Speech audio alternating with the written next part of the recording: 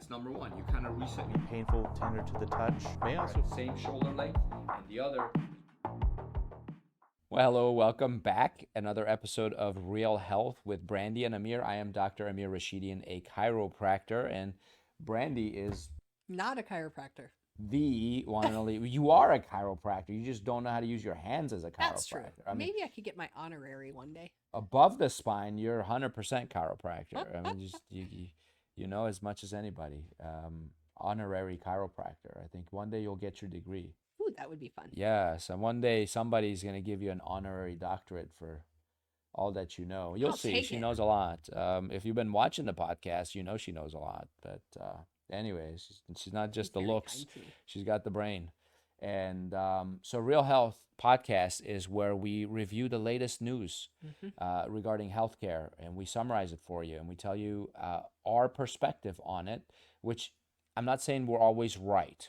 Our perspective comes from a natural, holistic wellness side, and it may contradict with mainstream media. It may contradict with what you've been taught in the past by your physicians and so on.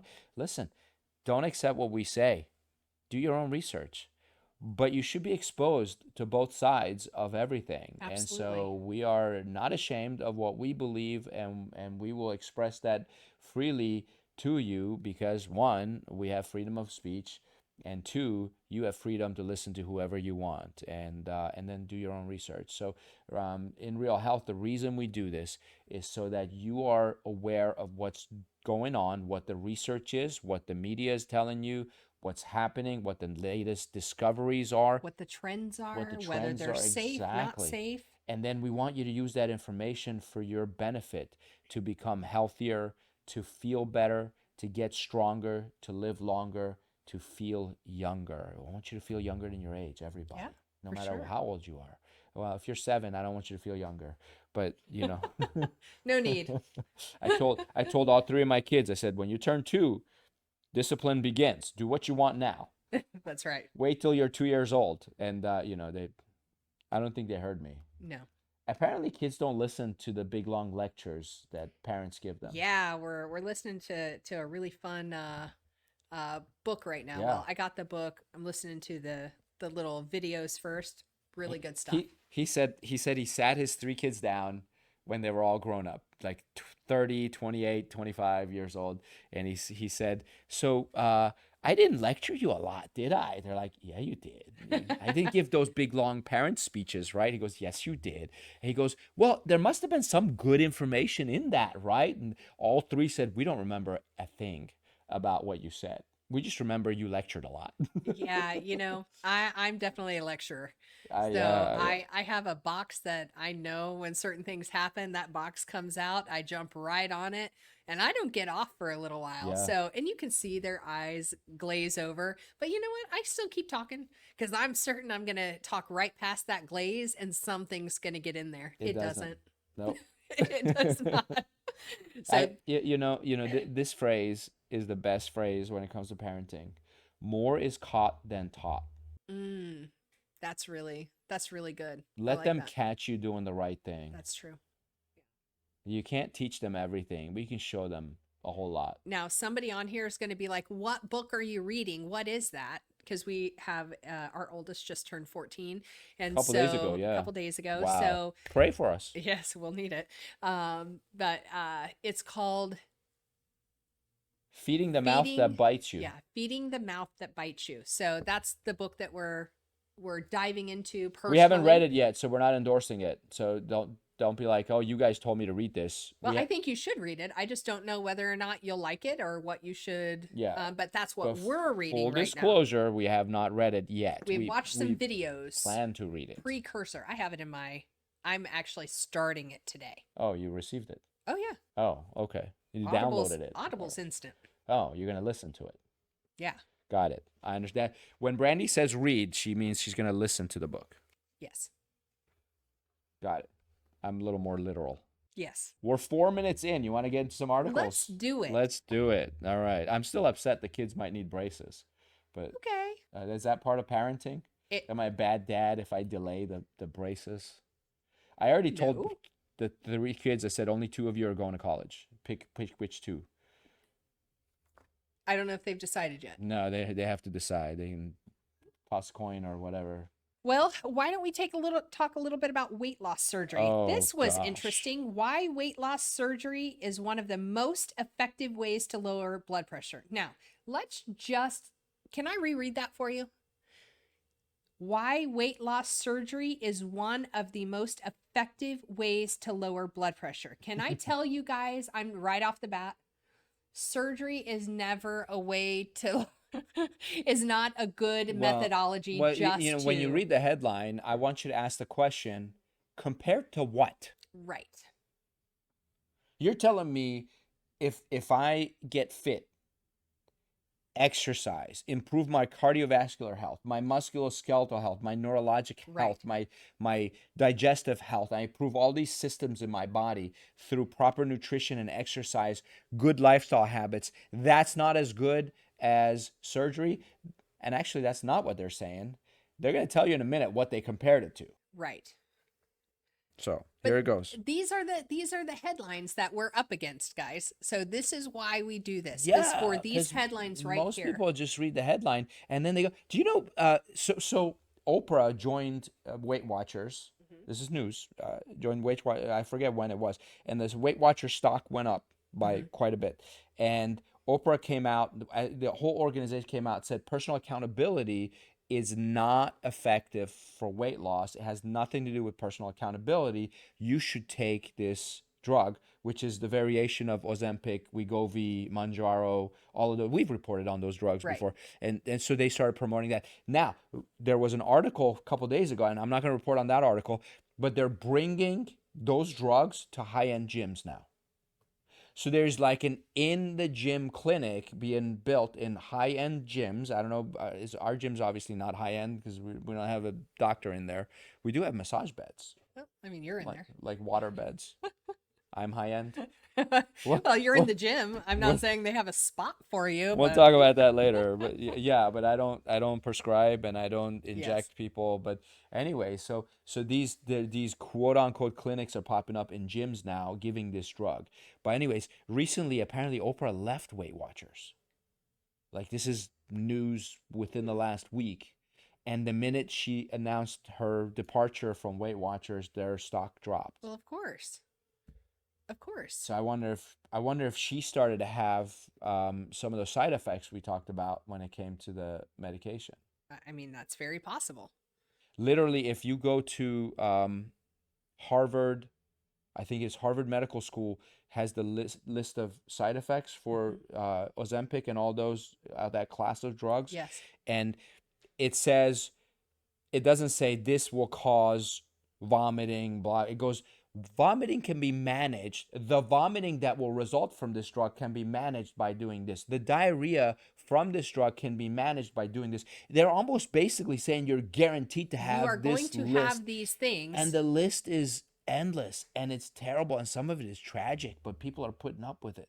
So anyways, come back to this. Why weight loss surgery is one of the most effective ways to lower blood pressure. Can't say that with a straight face. According to a new research published in the Journal of the American College of Cardiology, bariatric surgery works better to control high blood pressure in people with obesity than simply taking medication. So there's your answer. Right. They just compared people who have high blood pressure. They divided them into 2 groups. One group, they had them have bariatric surgery. The other half, they just gave them medication. And they gave both groups medication for blood pressure. They said the people who had the surgery and lost weight did better than the people who just took the drugs and didn't lose weight. Okay, so just to clarify, it's not the surgery, it's the weight loss. It's the removing of the weight. However you do it, whether it be surgically or naturally, that is what reduces blood pressure. Do we need to read the rest of this? I mean, this is a ginormous article. It's long, and I go, what's the point of all this? You're basically saying lose weight, and we recommend you go have your stomach stapled. Yeah, I mean, I will tell you, my father had a stomach staple operation, and this was beyond years ago. I mean, I was 3 actually when he had his stomach staple operation. So, and I'm 47-ish now. So that Ish. many years ago. I choose not to remember. It's important. That means I never age. So he had that. He went from 350 pounds down to about 160, 170 in a matter of months. They reduced the opening to his stomach to the size of the tip of a pin. So Oh my gosh. he had to drink most of his food initially in order to even get nutrition. And then everything solid that he ate, he had to chew so many times Liquefy it. to liquefy it in order to, and he threw up constantly because this size of his, I mean, he couldn't get everything down, right? So constantly was regurgitating. And then eventually, because no one dealt with the mental and emotional impacts of weight loss or the lack thereof, he never learned to change his habits. And so what we wound up with was a opening to the stomach the size of a pinhole, and then he reverted to eating all the stuff he always ate, which was chocolate and candy and refined sugars and processed foods, right? And so what ended up happening is he ended up gaining all of that weight back and then some. They had to reverse his stomach staple operation, right, and open it back up. At the time of, when he passed, he was over, would you say, like 500 pounds? You only met him once, but he was in a wheelchair. Yeah, he couldn't walk. He was over 500 pounds. So they had a very, very tiny house, and he had to maneuver around that little tiny house in a mobile wheelchair because he couldn't ambulate. So, like, there's so much. These surgeries can be so dangerous, especially when we're not dealing with the underlying cause of the obesity, which often is not the food itself. There's no easy answer. There's not. You either have tough. the pain of changing or the pain of regret. But there's pain no matter what. Exactly. And that's what we have to remember is Choose even your the pain. quick fixes, they're not quick fixes. I think we've said this before. We really try to do and teach our kids to do hard, easy versus easy, hard. Easy, hard is let's do whatever's fast and simple. We know we're going to have to deal with the complexity of that eventually, but like I'm choosing right now to do the simple thing. I'll deal with the complexity later. That is usually not the best case scenario. So we've tried to, for ourselves and for our kids, let's do the hard thing first. We'll take care of the complexity at the forefront of a challenge so that we have a greater chance of simplicity on the other side. So I think that's part of the issue with things like bariatric surgery is that we're not always dealing with the root cause, which means we're trying to do the simple thing, which is take the weight off, but we never dealt with the complexity of the issues or challenges that we have with food, which is leading to the obesity. Slow, consistent change. Don't be in a hurry. Yeah. Who cares if it takes you 10 years to lose 20 pounds? It doesn't matter. I mean, it's taken me, since September to lose 20 pounds. Yeah. It's not fast. No. It would have been very easy to lose. It would be good to, but you know what? Weight gain doesn't happen fast either. Like I wish the minute you ate a cheesecake, you would pop open an extra 100 pounds all of a sudden. Nice? Nobody would touch it. Yeah. Nobody would touch it. But you eat the cheesecake, the next day you look the same, you feel the same. That's right. Which means I can eat another cheesecake. I can eat another one today and another one tomorrow. Right. Okay. Now they think we have something against cheesecake. At the end of the 5 years, the individuals who had bariatric surgery had a lower body mass index and were using fewer medications compared to those who were using blood pressure medications only, while also maintaining normal blood pressure. These results demonstrate the importance of addressing obesity as a means to reduce high blood pressure and its associated risks, including heart attack, heart failure, and stroke. There you go. Lose some weight. By the way, you don't have to lose a ton of weight. Lose a little bit makes a difference. Huge difference. All right. The trial included 100 people, just over 3/4 of whom were female. The study participants had a BMI of about 36.9 kilograms per meter squared, placing them into the category of class 2 obesity. All had high blood pressure, which they were using at least 2 medications to control.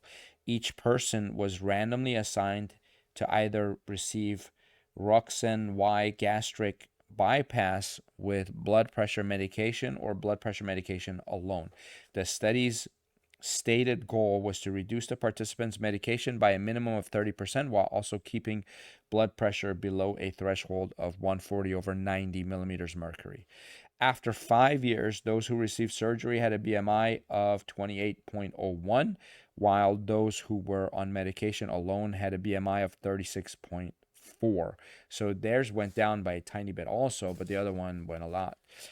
It was also found that those who had received surgery had an 80% reduction in reduction in how many medications they were using, while those who had received medication had only a 13% reduction. Okay, but again, that's not because of the surgery. It's because of less correct weight. So we just have to like keep that in mind throughout the reading of this, because we, in the article, they keep saying, hey, it's great. They had surgery and now they have less medications.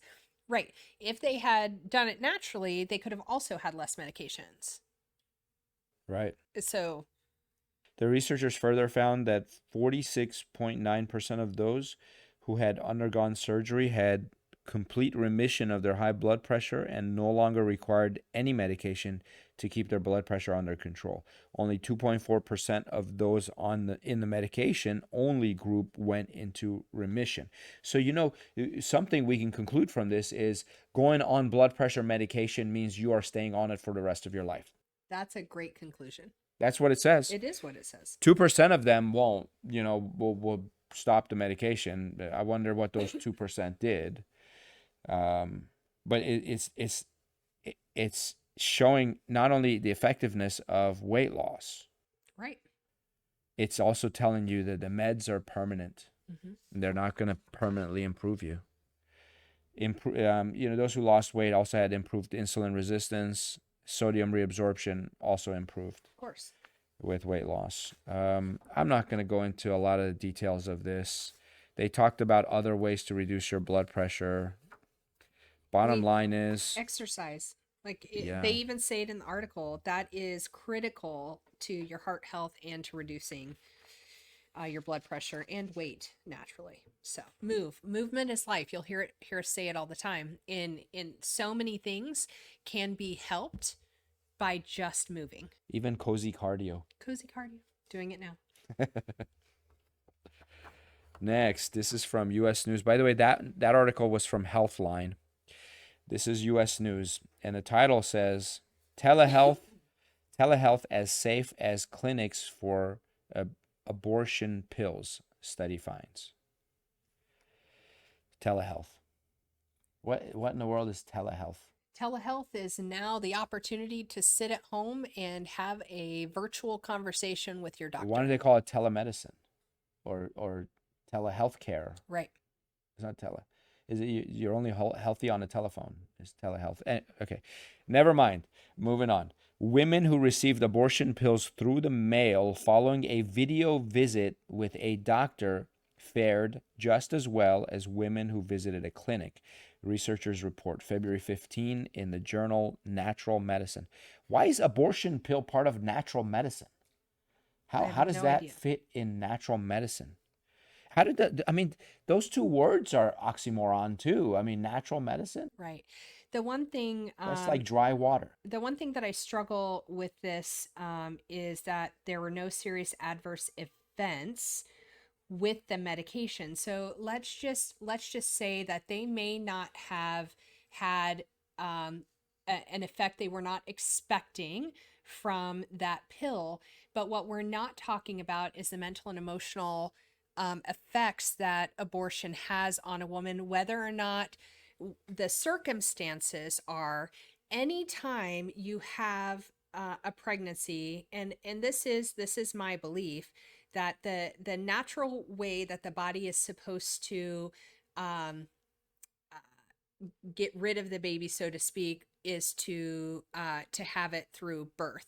When we do something other than that, it is a traumatic, whether or not you're choosing it, whether or not it's because of a miscarriage or a stillbirth, whatever the case may be, when we do not end with a live baby from a birth or from a pregnancy, there are things that happen to a woman's body physiologically, emotionally, and the effects of that can be very long term. And so the fact that we're saying that there's no adverse events, right now, I'm already skeptical going, you have no idea what you're talking about. Every woman who's had that experience, there is an adverse event emotionally, mentally, whether or not they would like to talk about it, whether or not they'd like to admit to that, it does something to you. So that alone, I would say maybe you're not dealing with the physical, but there are things that come from that we're not really talking about. Well, that makes sense. These findings come as the U.S. Supreme Court prepares to weigh whether the U.S. Food and Drug Administration acted correctly in broadening its policies to allow one commonly used abortion pill. I don't know how to pronounce this one. Mifepristone, to be prescribed through telehealth. Our findings make it abundantly clear that the case at the Supreme Court is simply an attempt to restrict access to abortion care, even in those states where it's legal. Medication abortion now accounts for more than half of all abortions, researchers said in background notes. It involves taking 2 pills, mifepristone, followed by misoprostol. Demand for the pills has skyrocketed since more than 24 states banned or restricted abortion following the Supreme Court's overturning of Roe versus Wade in June of 2022. One U.S. online provider of the abortion pill combo saw a 10-fold jump in orders when news of the pending Roe versus Wade decision first leaked in 2022, according to a recent report in the journal JAMA, which is a Journal of American Medical Association, Internal Medicine. Researchers also compared video visits to secure text messaging and found that they were equally safe and effective. No. You don't even want to look at your patient in the face. I mean, I always say being a chiropractor, there are a lot of times when I walk over to a table as a patient who's come in multiple times a week, I just saw them 2 days ago, they're there. I always want to look them in the eye before I start doing any work on their spine, just because your facial expression, your complexion, your eyes, everything tells you about how healthy you are at that moment. Absolutely. You could be having a heart attack. I got to see your face. You're telling me just texting someone, hey, how you feeling? I feel fine. Right. Give me the abortion pill. Yeah. I mean, what if somebody is being asked to do that against their own better judgment? What if it's something that they don't want to do and somebody is forcing them? Get on at least get on a video chat with your patients. Listen, what you're doing is permanent. Listen, there's a lot of moral, ethical, and religious conversations that surround us. And so I don't want to get too much into that. I care about you, whoever's listening. Right. And like Brandi said, go in person, number one. Get some counseling, number two. Talk to a professional, some kind of mental health expert. And let's make sure that what you're making a decision about is really what you want to do. Yeah, and maybe even go visit a group that is more neutral, or who maybe has information that is different than what the mainstream is. I mean, we have groups in our community like CareNet. They are fantastic for providing information and support. They will show you so much love. Oh, yeah. And respect. Very much. Very much. That's what you deserve. It's a tough decision. Yeah. It's not something you should do through text, where you just text a doctor and say, hey, this is what I need. I need another one of those pills. Yeah. And then it shows up in the mail. Yeah, have a conversation. And then you're by yourself, without support, without love, without proper care. Doing something that changes, that changes your personal life history. forever. moving forward. It says, since the COVID-19 pandemic, telemedicine has become the new frontier in healthcare, including for medication abortion. A ruling against this method and the FDA's rigorous science review process would be a huge blow to the American public and makes this essential health service harder to get. And I don't care if it's a huge blow. I don't think you should do it through telehealth or through text messaging. That's my opinion. Your mental, emotional, and physical health is way more important. It says 99% of people didn't need follow-up care and didn't have adverse effects. I think we just didn't You ask. can't tell me there wasn't something emotionally going on that they just didn't want to talk about. Yeah. USA Today. Norovirus. Is that what we're on? Yeah, let's move on to that one. So something cheerful. Yeah. The stomach bug. So USA Today reports norovirus cases are on the rise in the US. Here's what you should know about symptoms. It's true, we went through this bout. Like a lot of our patients kept calling in saying, I can't come in because I can't be more than a foot away from the toilet. Yep. I am hugging my toilet as we speak on my cell phone. And, in that case, if you text us, it's okay. Yes, 100%. Otherwise, we want to see you in person.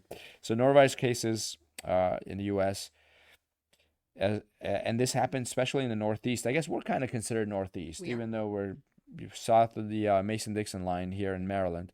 Norovirus, sometimes referred to as a stomach flu or stomach bug, is a common virus that's highly contagious and spreads through tiny particles of feces or vomit and results in gastrointestinal symptoms.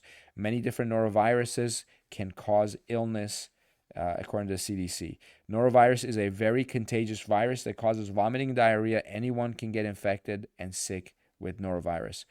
According to the most recent CDC data, more than 12% of tests for the norovirus came back positive in the week ending on February 17th. And in the Northeast, during the week ending February 24th, more than 16% of tests came back positive, which is pretty high. The virus causes acute gastroenteritis and inflammation of the stomach or intestines and leads to vomiting, diarrhea, nausea, stomach pain, and less commonly fever, headaches, and body aches.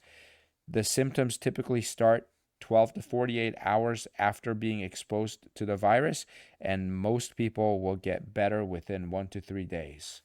That day when I had to clean up that what? Yes.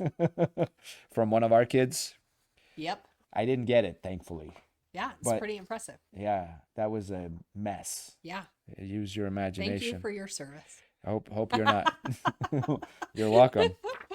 Brandi has trouble cleaning up vomit. I apparently am good at it. We all have our strengths. We do. Oh my.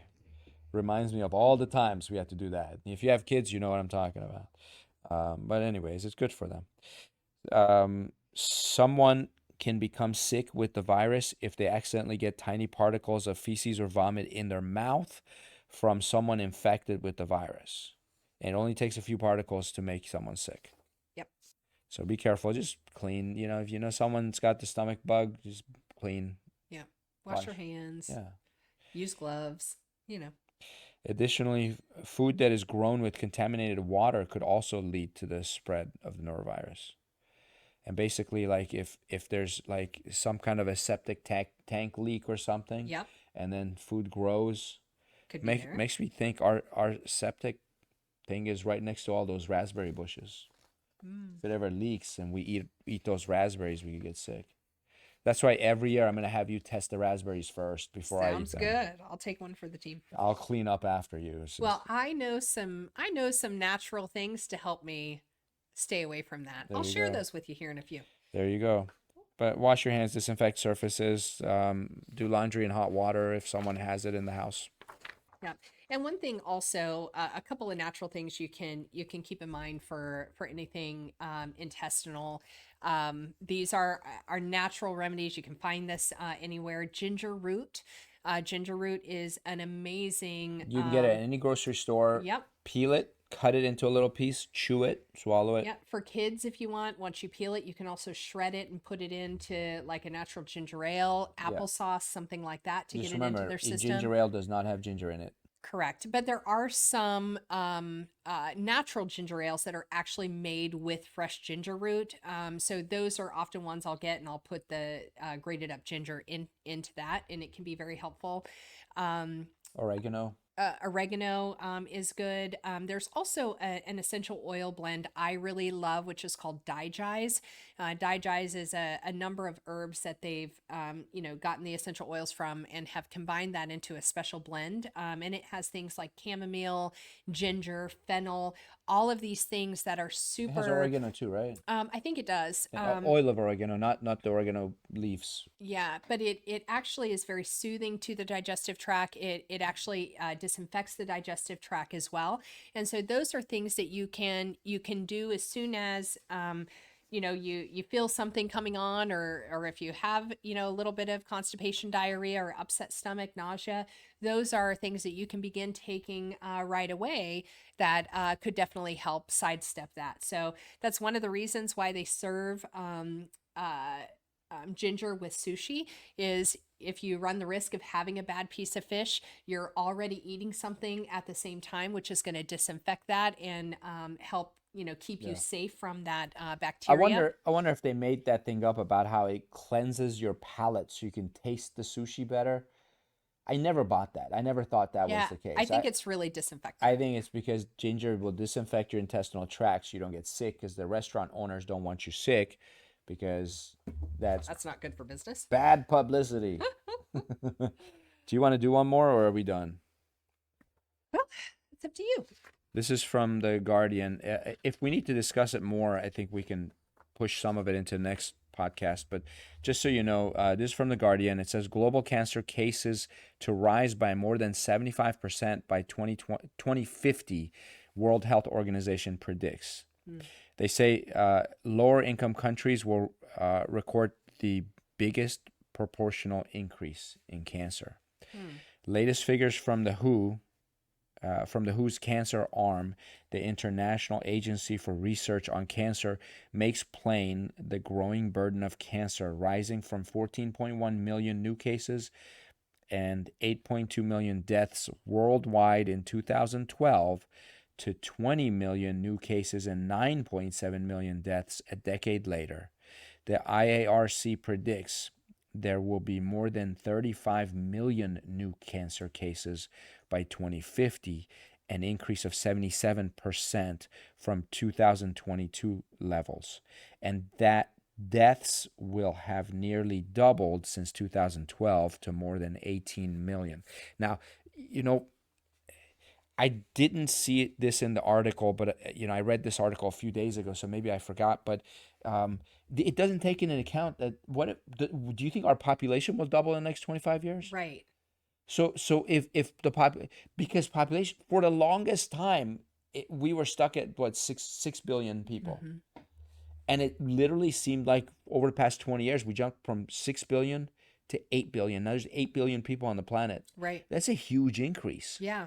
And so if we did that in 20 years, if we grow from 8 billion to, let's say, 12 billion over the next 25 years, 26 years, well, that's double what we were in 2012. Right.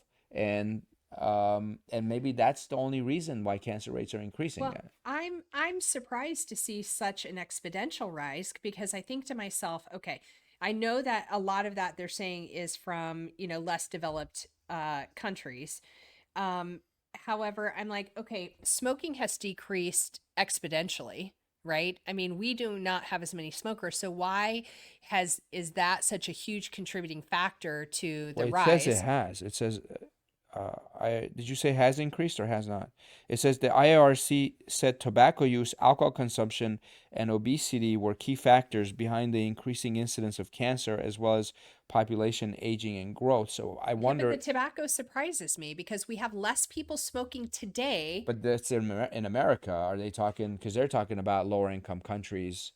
I don't know. I think there's a lot of data that feels like it's missing from this to really. I agree. to know what they're trying to say here. I agree. I mean, I wonder if this is a fear-mongering type thing, they call it fear porn, just to scare people. Right. I don't know. I don't know what the purpose of the article is, but it predicts that the highest income countries will record an additional 4.8 million new cases in 2050, but lower income countries will experience the biggest proportional increases in cases. Cancer mortality in the latter countries is projected to almost double. The impact of this increase will not be felt evenly across countries. Lung cancer is the most commonly diagnosed cancer worldwide, accounting for 12.4% of new cases and 18.7% of deaths. Female breast cancer is the second most common form, but while it accounts for 11.6% of cases, it causes fewer than 7% of deaths. Other major causes of death include bowel, liver, and stomach cancer. So, and we talked about this last time, where I just think there's more screening done in this country than other countries. Inequalities are particularly pointed in breast cancer. Women in lower income countries are 50% less likely to be diagnosed than women in higher income countries, putting them at a much higher risk of dying of the disease due to late diagnosis and inadequate access to quality treatment. 1 in 12 women in higher income countries are diagnosed with breast cancer in their lifetime, and 1 in 71 will die of it, the figure shows. In poor countries, only 1 in 27 women are diagnosed in their lifetime, but 1 in 48 will die of the disease. Despite being entirely preventable, cervical cancer is the 8th most common cancer globally and the 9th biggest cause of cancer death, accounting for 661,000 new cases and 348,000 deaths. It is the most common cancer in women in 25 countries, many of which are in sub-Saharan Africa. Mm-hmm. It is alarming that a mere 5% of global cancer spending reaches countries with 80% of the cancer burden. So it's about funding, but maybe some of the money we're sending to this one other country, we should send to Africa to prevent cancer. It would go a much longer way. Agreed. But that's political, and there's not a political debate here. We must address this social tragedy and economic burden, preventing millions of cancer deaths through strategic investments. It's time to bridge the gap and save lives globally. Well, they'll make a lot of money too if they do that. I mean, right. Because that's more medication sold. There needed to be swift and decisive action to reduce pollution, exposure to asbestos and other carcinogens, mitigate behaviors that increase cancer risk, and tackle obstacles and hesitancy to vaccination against preventable cancers. As far as I know, there's only one vaccine that they say, quote unquote, prevents cancer, which is the Gardasil vaccine for HPV. Right. Are there other vaccines for cancer? I haven't heard of such. So that's an interesting statement. That is very interesting. I love the statement all the way until the very end. Right. Because he's talking about, reducing pollution. Right. Exposure to pollutants and carcinogens, which and we changing know. Behavior. I go, that's fantastic. Right. 100% do those things. When there's an ecosystem, like the Great Lakes had in the 70s, they had all this cancer in fish. Mm-hmm. These fish were dying and washing up to the shore. They had tumors all over them. Right. And so, the biologists, the environmentalists who wanted to heal the fish, mm-hmm. didn't give the fish chemotherapy. Right. What they did was they cleaned the pollution in the lake, and a few years later, guess what? The fish stopped dying from cancer. Amazing. So, but humans are different. Humans, we're not going to worry about the pollution, all that stuff. We're gonna go after. Anyways, I don't know why it said that, but they have to sneak that in there, I guess. So that's our show for today. Hope it was useful to you. Listen, we started out with weight loss and bariatric surgery. We talked about telehealth. Yep. And abortions. We talked about the stomach bug And then we finished with rising cases of cancer. I don't want you to be afraid of that. Yeah. Don't be afraid of it. Number one, this is a shameless plug. You listen to this podcast, you're already doing all the things you're supposed to do because you're learning about things Correct. that improve your lifestyle and promote wellness. So don't be afraid of the rising cases of cancer and how it's going to double over the next 26 years. Those don't have to be your numbers. No. Even the experts who promote drugs and surgery and medications and all this stuff, even they say that cleaning the environment and living a healthy lifestyle will prevent this. And that means for us as individuals, like cleaning your home environment, like get rid of some of those toxic chemicals that you know that we always thought were safe to clean with. It may not be the case. Let's look at what we're putting onto our bodies, what we're putting into our bodies. That is the environment you want to clean. Watch your water. Make sure that you're not taking in tons of the microplastics, right? We talked about those and the nanoplastics. Make sure that you're drinking clean water. These are all things that you can control. You can't control the numbers that the organization WHO is putting out, but you can control how much toxins that you are coming into contact with in your own environment. That alone will help you to improve your health. Well, we care about you and we appreciate your support, and we're really glad you joined us for another episode. And we will be back in 1 week with a new one. Take care. God bless. See you soon. Thanks.